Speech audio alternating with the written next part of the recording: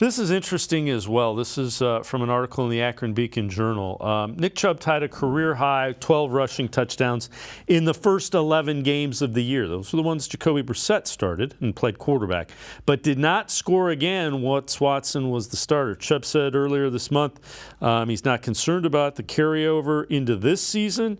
You can't really look at the numbers. 12 is the most I've ever had since I've been here. I don't think it had much to do with, he's referring to the quarterback.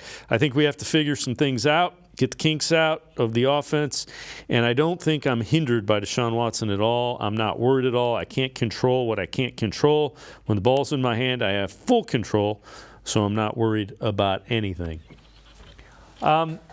It's an interesting point relative to Deshaun Watson, but the thing I would say is it was also changing the offense dramatically to fit Watson. So they're going to have the run schemes and the run down when they go into the regular season. And I think Nick Chubb's going to benefit because he's not going to see 9-man boxes very often.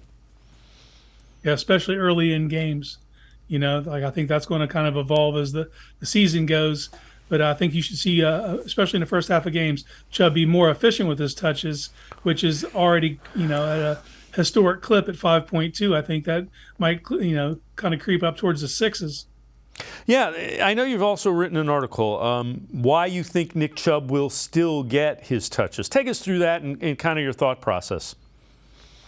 I was just kind of seeing a growing narrative that just because the Browns' offense is evolving to go through Deshaun Watson, that Nick Chubb wouldn't see the volume that he's seen in years past. And I get it. I completely understand that, if it goes through Watson, you're probably going to see more shotgun, more pistol, more four-wide receiver, more empty sets, which would all lend itself to Nick Chubb having a less of effect on the game.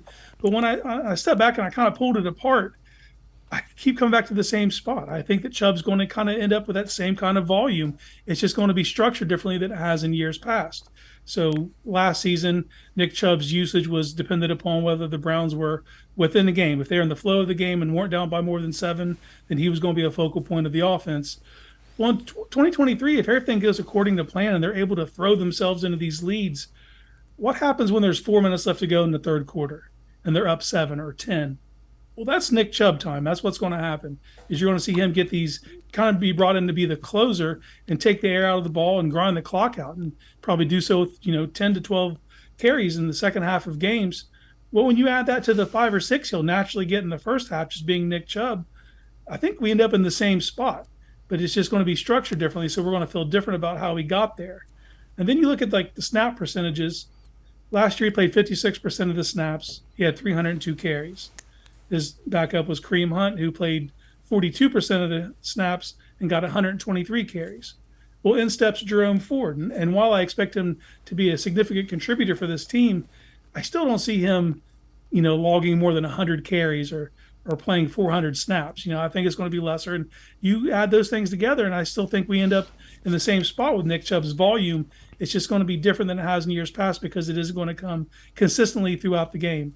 There's going to be pockets where Nick Chubb is the focal point of the offense and not the driving force the entire time. Think of it this way as well. They ran a lot of 2 and 3 tight end sets that Nick Chubb ran out of. If you're running 3 wide receiver sets, you're taking bigger bodies off the field, bringing smaller bodies on the field.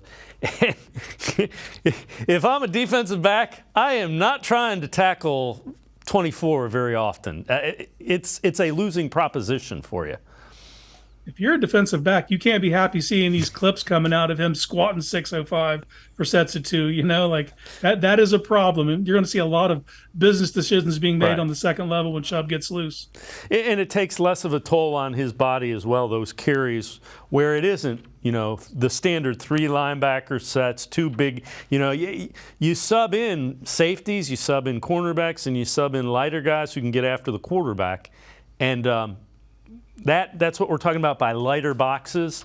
That adds up to an easier game for Nick Chubb.